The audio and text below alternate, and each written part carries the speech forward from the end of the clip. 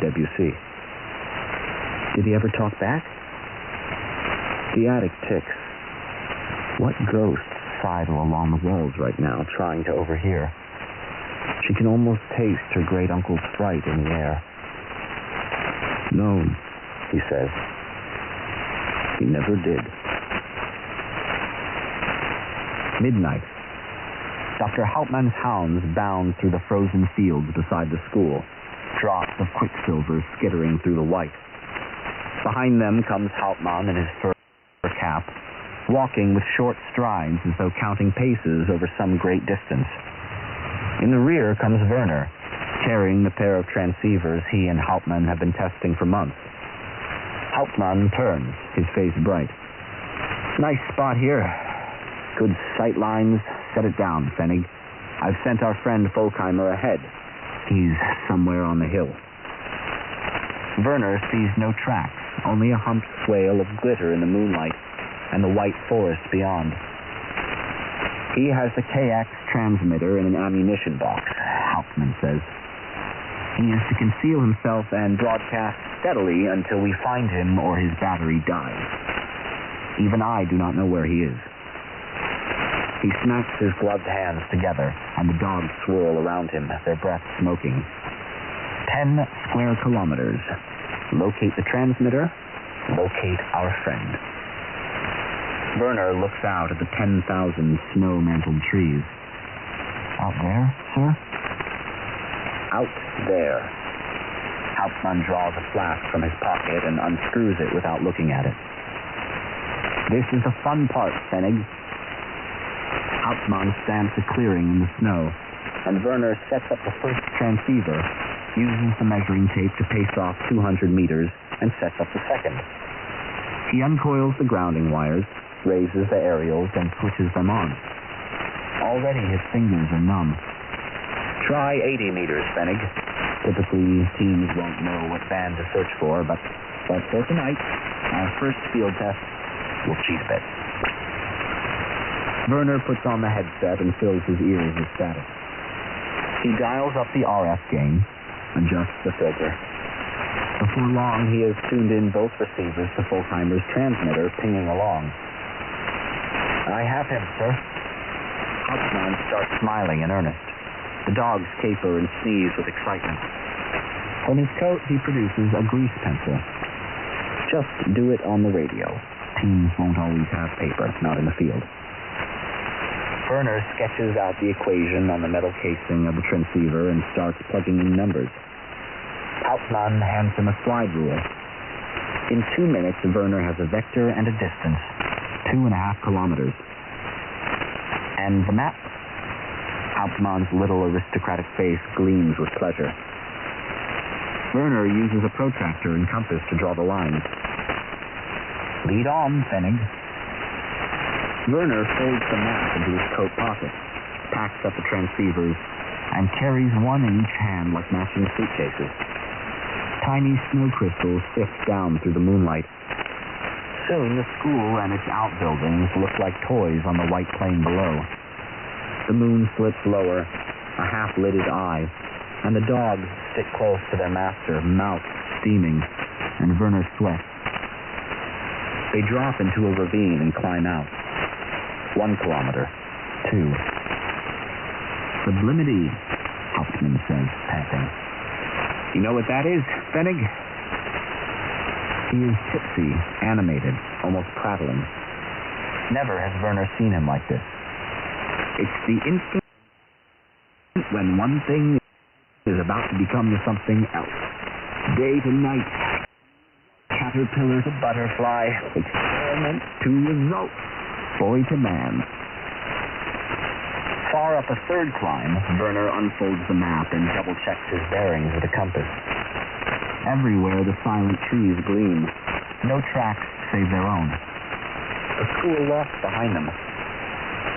Shall I set out the transceivers again, sir? Hauptmann puts his fingers to his lips. Werner triangulates again and sees how close they are to his original reading. Under 0.5 kilometer. He repacks the transceivers and picks up his pace. Hunting now. On the scent. All 3 dogs sensing it too. and Werner thinks, I have found a way in. I'm solving it. The numbers are becoming real.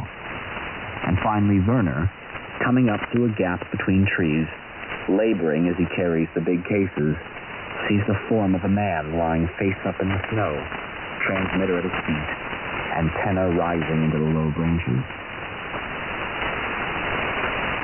What would you have me do? Dig out that old thing in the attic. You used to know more about radios than anyone in town. Anyone in Brittany, perhaps. They've taken all the receivers. Not all. People have hidden things everywhere. You'd only have to read numbers, is how I understand it. Numbers on strips of paper. Someone, I don't know who, maybe Harold Bazin, will bring them to Madame Ruelle, and she'll collect them and bake the messages right into the bread. Right into it. She laughs. To Marie-Laure, her voice sounds 20 years younger. Harold Bazin? You are trusting Harold Bazin? You are cooking secret codes into bread? What fat crowd is going to eat those awful loaves? They take all the good flour for themselves. We bring home the bread, we transmit the numbers, then we burn the piece of paper. This is ridiculous. You act like children. It's better than not acting at all. Think of your nephew. Think of Marie-Laure. One end of wire Werner crimps around a shorn pipe, scanning diagonally up from the floor. With spit, he wipes clean the length of the wire and coils it 100 times around the base of the pipe, making a new tuning coil. The other end he slings through a bent strut wedged into the congestion of timber, stone, and plaster that has become their ceiling. Holtheimer watches from the shadows. A mortar shell explodes somewhere in the city and a flurry of dust sifts down. The diode goes between three ends of the two wires and meets the leads of the battery to complete the circuit. Werner runs the beam of Holtheimer's light over the entire operation: ground, antenna, battery. Finally, he braces the flashlight between his teeth and raises the twin leads of the earphone in front of his eyes, and strips them against the threads with a screw, and touches the naked ends to the diode. Invisibly, electrons gumble down the wires. Werner presses the butt of the earphone into his right ear. It does not work. He turns over the dented radio case, peers into it, wraps Holtheimer's fading light back to life. Settle the mind. Envision the distribution of current. He rechecks the fuses, valves, plug pins. He toggles the receive, send switch, blows dust off the meter selector, replaces the leads to the battery, tries the earphone again. And there it is, as if he was 8 years old again, crouched beside his sister on the floor of Children's House. Static, rich and steady. Werner scans frequencies by feel. No squelch, no snap of Morse code, no voices. Static, static, static, static, static. In his functioning ear, in the radio, in the air. All morning, Etienne crawls along the attic floor with cables and pliers and tools her fingers do not understand, weaving himself into the center of what she imagines as an intricate electronic net. He murmurs to himself, fetches thick booklets or electrical components from various rooms on the lower stories. Late in the evening, Marie-Laure descends the ladder and falls asleep in her grandfather's bed, the sound of her great-uncle working above her. When she wakes, barn swallows are chirring beneath the eaves and music is raining down through the ceiling. Claire de Lune, a song that makes her think of leaves fluttering and of the hard ribbons of sand beneath her feet at low tide. The music shrinks and rises and settles back to earth, and then the young voice of her long-dead grandfather speaks. There are 96,000 kilometers of blood vessels in the human body, children. Almost enough to wind around the earth 2.5 times. Etienne tears apart the bread. There. He sets a tiny paper scroll no bigger than a cowrie shell in her palm. What does it say? Numbers. Lots of them. The first 3 might be frequencies, I can't be sure. The fourth, 2300, might be an hour. Will we do it now? We will wait until it's dark. When it is fully dark, Marie-Laure follows her great-uncle up the stairs, through the 6th-floor room, and up the ladder into the attic. Etienne raises the heavy telescoping antenna alongside the line of the chimney. He flips switches, and the attic fills with a delicate crackle. Ready? He clears his throat. He switches on the microphone and says, 567, 32, 3011, 50506, 110, 90, 146, 7751.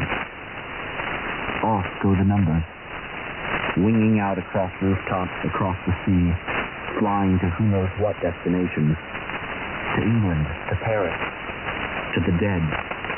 He switches to a second frequency and repeats the transmission. A third. Then he shuts the whole thing off. He sits as it cools. No soldiers wait in the hall with guns drawn. Nothing seems different at all. A line comes back to Marie-Laure from Jules Verne. Science, my lad, is made up of mistakes. But they are mistakes which it is useful to make because they lead little by little to the truth. When Marie-Laure comes through the front door with the bread, when he's opening the tiny scroll in his fingers, lowering his mouth to the microphone, he feels unshakable. He feels alive. 56778 21 4567 1094 467813. Then the time and frequency for the next broadcast. They have been at it for several months, new slips of paper arriving inside a loaf of bread every few days. And lately, Etienne plays music. Always at night and never more than a shard of songs. 60 or 90 seconds at most. Debussy or Ravel or Massenet or Charpentier. He sets the microphone in the bell of his electrophone as he did years before and lets the record spin. Who listens? Etienne imagines shortwave receivers disguised as oatmeal boxes or tucked under floorboards. Receivers buried beneath flagstones or concealed inside bassinets. He imagines 2 or 3 dozen listeners up and down the coast, maybe more tuning in out at sea. Captains sets on free ships hauling tomatoes, or refugees, or guns. Englishmen who expect the numbers but not the music, who must wonder, why? Tonight he plays Vivaldi, L'Autunno Allegro, a record his brother bought at a shop on the Rue Sainte Marguerite 4 decades ago for 55 centimes. A harpsichord plucks along, the violins making big Baroque flourishes. The low, angled space of the attic brims with sound. Listen to this, thinks Etienne. Hear this. Someone touches his shoulder. He has to brace himself against the sloping wall to avoid falling over. Marie-Laure stands behind him in her nightdress. The violins spiral down, then back up. Etienne takes Marie-Laure's hand, and together, beneath the low, sloping roof, the record spinning, the transmitter sending it over the ramparts, right through the bodies of the Germans and out to sea, they dance. He spins her.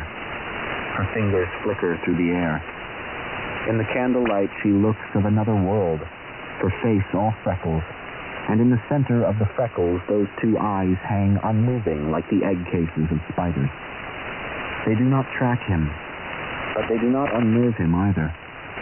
They seem almost to see into a separate, deeper place, a world that consists only of music, graceful, lean, coordinated as she whirls, though how she knows what dancing is, he could never guess.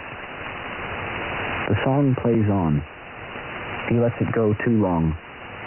The antenna is still up, probably dimly visible against the sky. The whole attic might as well shine like a beacon. But in the candlelight, in the sweet rush of the concerto, Marie-Laure bites her lower lip, and her face gives off a secondary glow, reminding him of the marshes beyond the town walls, in those winter dusks when the sun has set but isn't fully swallowed, and big patches of reeds catch red pools of light and burn. Places he used to go with his brother in what seems like lifetimes ago. This, he thinks, is what the numbers mean. The concerto ends. A wasp goes tap, tap, tap along the ceiling. The transmitter remains on, the microphone tucked into the bell of the electrophone as the needle traces the outermost groove. Marie-Laure breathes heavily, smiling. In January 1943, Werner finds a second illegal transmission coming from an orchard on which a shell has fallen, cracking most of the trees in half. 2 weeks later, he finds a third, then a fourth. Each new find seems only a variation of the last. The triangle closes in, each segment shrinking simultaneously, the vertices growing closer until they are reduced to a single point.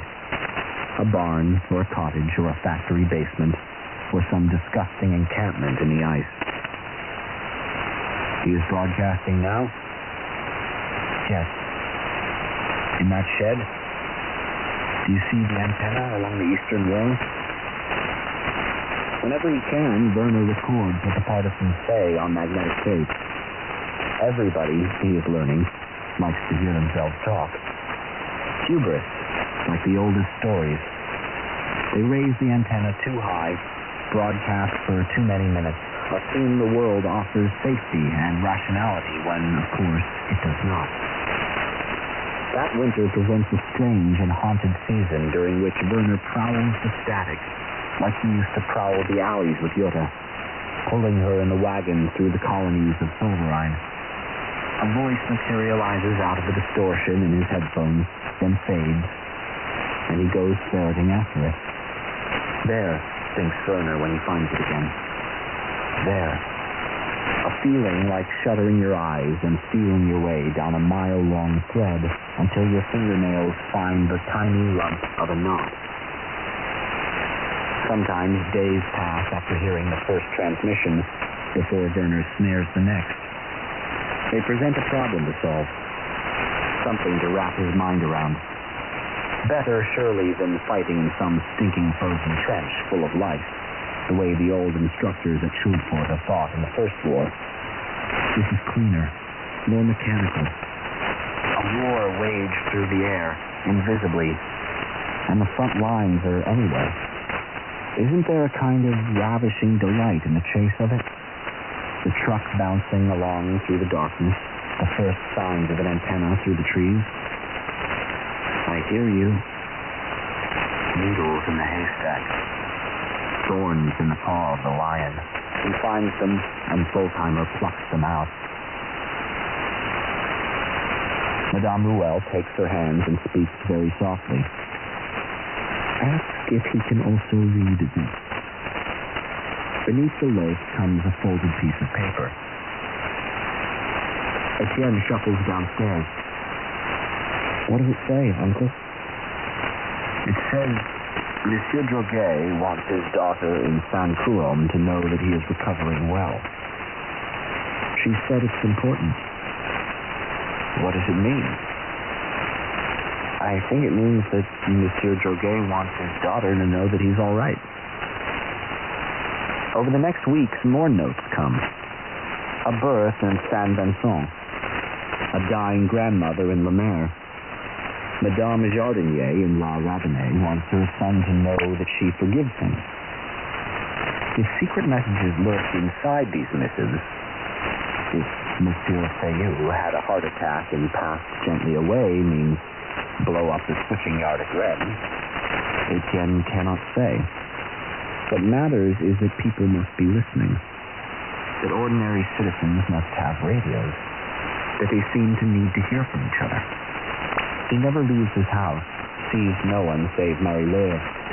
and yet somehow he has found himself at the nexus of a web of information. He keys the microphone and reads the numbers, then the messages.